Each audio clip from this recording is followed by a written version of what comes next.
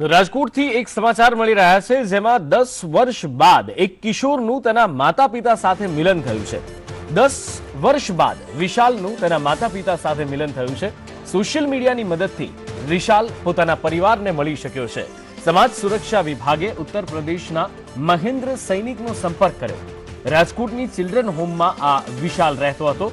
વિશાલ SMC અને આરએમસીમાં રમતગમતમાં અવ્વલ છે, ત્યારે ઉત્તર પ્રદેશના કાનપુરના ઇટાવાથી આ વિશાલનો પરિવાર મળી આવ્યો છે। પિતાએ ઠપકો આપતા 8 વર્ષનો હતો ત્યારે આ વિશાલ ચાલ્યો ગયો હતો અને હવે વિશાલ જે છે તેના માતા પિતાને મળ્યો છે। ઉત્તર પ્રદેશથી જયપુર થઈ ત્યાં 2 માસ રોકાયો હતો અને જયપુરથી ટ્રેનમાં વિશાલ ગુજરાત પહોંચ્યો હતો। ઓખા રેલવે સ્ટેશને તે ઉતર્યો અને રેલવે પોલીસે વિશાલના વાલી વારસની તપાસ હાથ ધરી હતી। તપાસના અંતે વિશાલને જામનગર ચિલ્ડ્રન હોમમાં મોકલી દેવામાં આવ્યો। 2009માં જામનગરથી રાજકોટ ચિલ્ડ્રન હોમમાં તેને ટ્રાન્સફર કરાયો। રાજકોટ આવ્યા બાદ 7 મહિનાથી તેની પૂછપરછ ચાલી રહી હતી। તેની બાબતે પરિવારની શોધખોળ ચાલી રહી હતી, જેમાં પૂછપરછમાં જયપુરના એનજીઓ રાહુલ શર્માનું નામ સામે આવ્યું। જયપુરમાં રાહુલ શર્માની પૂછપરછ કરતા વિશાલની ઓળખ થઈ। રાહુલ શર્માએ આ બાળકના માતા પિતાની શોધખોળ કરી હતી અને આખરે વિશાલનું તેના માતા પિતા સાથે સુખદ મિલન થયું છે। આજ બાબતે વધુ વાતચીત કરીએ। રાજકોટથી લાઈવ જોડાયા છે સંવાદદાતા કલ્પેશ ગોહિલ। કલ્પેશ, એક સુખદ ઘટના કહી શકાય કે 10 વર્ષ બાદ એક કિશોર છે તેને તેના માતા પિતા મળ્યા છે। ખૂબ સરાહનીય કામગીરી પણ તમામ દ્વારા કરવામાં આવી કહી શકાય।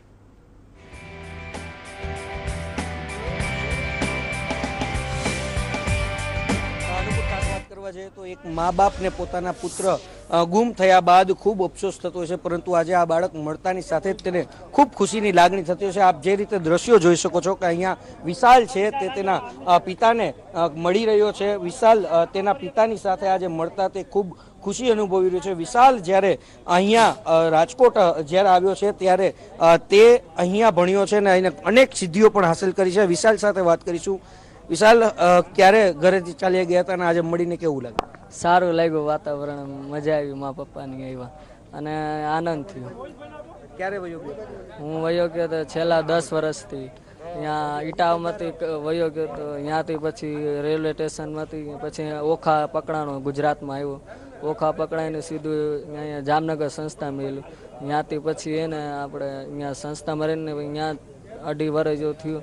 ત્યાં નહોતો ભણતો, અહીંયા જ્યાં રાજકોટમાં આવ્યો સ્પેશિયલ પર બોયઝમાં, ત્યાં પછી 1 થી 10 સુધી ભણ્યો પહેલેથી। કેટલી સિદ્ધિઓ હાંસલ કરી?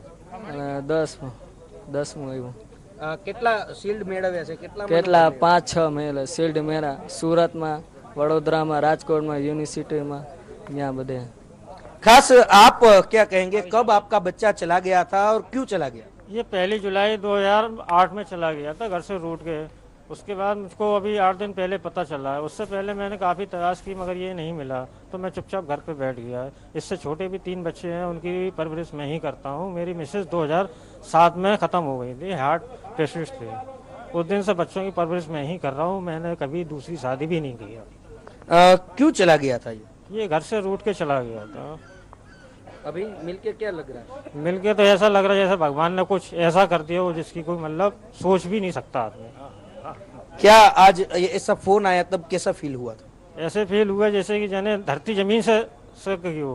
तो मैंने जल्दी से जल्दी इससे मिलने का प्रयास किया और मैं यहाँ के जितने भी मतलब सदस्य हैं उनका सबका आभार व्यक्त करता हूँ कि मेरे बच्चों को पढ़ाया लिखा, अच्छी संस्था दी उन्हें। आज एक माँ होती तो क्या उसको महसूस, वो क्या महसूस कर?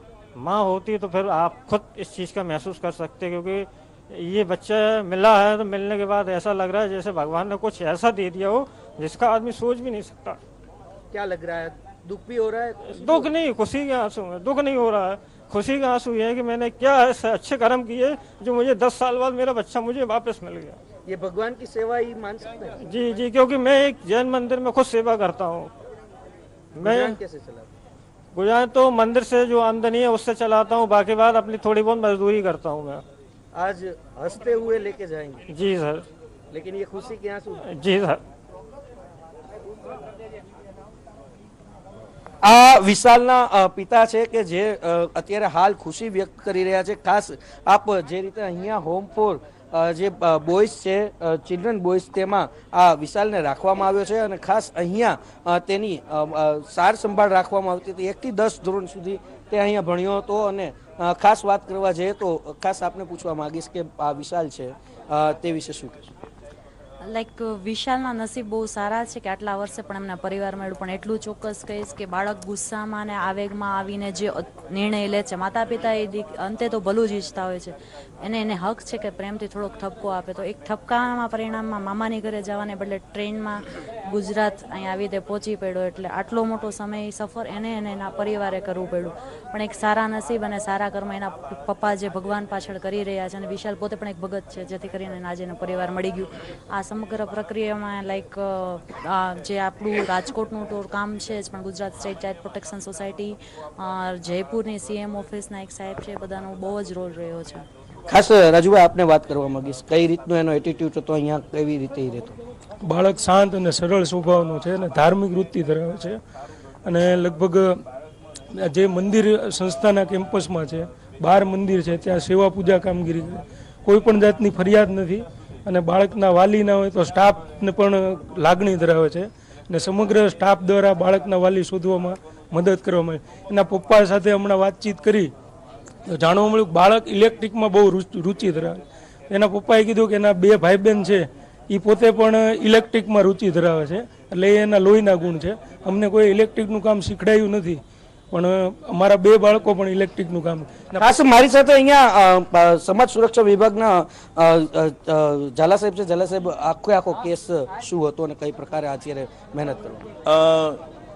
આજથી 10 વર્ષ પહેલા 8 વર્ષની ઉંમરે આ બાળક વિશાલ આજે 18 વર્ષનો થઈ ચૂક્યો છે.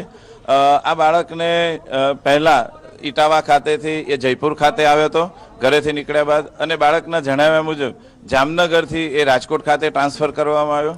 રાજકોટના 10 વર્ષના સમયગાળા દરમિયાન આ બાળકના વાલીનો સંપર્ક કરવા માટે ખાસ કરીને હું તો કહીશ કે ગૃહ વિભાગ, પોલીસ ડિપાર્ટમેન્ટ, સામાજિક ન્યાય અને અધિકારીતા વિભાગના નિયામક શ્રી, સેક્રેટરી શ્રી, ઇવન મંત્રી શ્રી અને સ્થાનિક પોલીસ, મિસિંગ ડિપાર્ટમેન્ટ અને પ્રેસ મીડિયા, આ બધાના સહયોગથી અને અમારી સ્ટેટ ચાઇલ્ડ પ્રોટેક્શન સોસાયટી દ્વારા પ્રયત્ન કરવાથી આ 10 વર્ષના લાંબા ગાળા દરમિયાન આ બાળકના કુટુંબો એને બાળકને પુનઃસ્થાપિત કરી અને એને કુટુંબ મેળવીશું. સર, બાળકની કેટલી સિદ્ધિઓ હશે? બાળકે ઘણી બધી સિદ્ધિઓ હાંસલ કરી છે. જેમ કુટુંબમાં બાળકનો વિકાસ થાય એવો જ વિકાસ એનો સંસ્થામાં કરવામાં આવ્યો છે. રાજ્ય કક્ષાએ દોડની સ્પર્ધામાં આ બાળક સમગ્ર રાજ્યમાં 3જો નંબર લાવ્યો છે, એટલે સારી એવી સિદ્ધિ બાળક હાંસલ કરી શક્યો છે. નુપુર, ખાસ વાત કરવા જઈએ તો હાલ અત્યારે 10 વર્ષ બાદ એક ખોવાયેલા બાળકને તેનો પરિવાર મળતા આજે તેના પરિવારમાં ખુશીનો માહોલ છે, હરખના આંસુ જરૂરથી વહી પડ્યા છે. પરંતુ આજે બાળકને તેના પિતા અને મામાની સાથે મુલાકાત કરતા ખૂબ ખુશી અનુભવી છે. ખાસ વાત કરવા જઈએ તો આ બાળક છે તેને અનેક ક્ષેત્રોમાં સિદ્ધિઓ હાંસલ કરી છે. સુરતમાં જે રીતે કોમ્પિટિશન યોજાઈ હતી, કુસ્તીની કોમ્પિટિશન, તેમાં પણ તે અવ્વલ આવ્યો છે. એટલે બાળક છે તે ખૂબ હોશિયાર અને ચાલાક છે, પરંતુ 10 વર્ષ પહેલા નાની એવી ભૂલ છે તેને તેના માતા પિતાથી દૂર કરી ગઈ હતી. પરંતુ આજે 10 વર્ષ બાદ તેને તેના માતા પિતા મળતા ખૂબ ખુશીનો માહોલ જરૂરથી અહીંયા દેખાઈ રહ્યો છે. જી કલ્પેશ, આ સમગ્ર માહિતી બદલ આપનો આભાર.